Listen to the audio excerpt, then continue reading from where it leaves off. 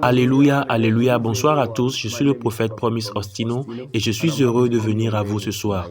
Il y a un verset de la Bible sur lequel j'aimerais que nous méditions. C'est un verset qui a vraiment touché mon cœur. J'y ai réfléchi et médité et j'ai découvert que si les croyants pouvaient comprendre le mystère derrière ce verset de la Bible, cela nous épargnera beaucoup de stress. Car le but de devenir la justice de Christ, c'est d'être comme lui. L'objectif que Dieu avait dans Genèse 1, le verset 26, était de faire de l'homme son image et sa ressemblance. Donc, en d'autres termes, nous devons refléter la gloire de Dieu d'une certaine manière. Mais dans un monde plein de péchés, où il y a beaucoup de distractions, beaucoup de croyants luttent pour vivre une vie sainte par leur propre force et leur propre pouvoir. Et à la fin de la journée, ils se retrouvent à revenir au même péché auquel ils ont dit non. Lisons le psaume 119, le verset 11 ce soir. Il a dit, « Je serre ta parole dans mon cœur afin de ne pas pécher contre toi. » C'est David qui dit à Dieu qu'il serre sa parole dans son cœur. Donc, c'est la responsabilité de chaque enfant de Dieu de s'assurer que la parole de Dieu s'enracine dans son cœur.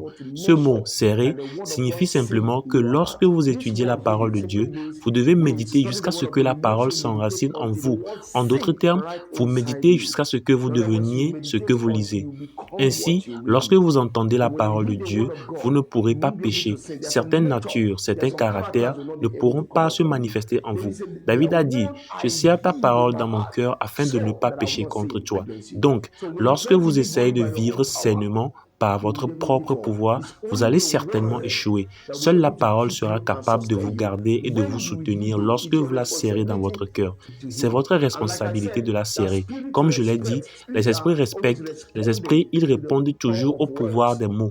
Alléluia. Les anges répondent à la parole de Dieu. Ils obéissent à la parole. Ils accomplissent la parole de Dieu.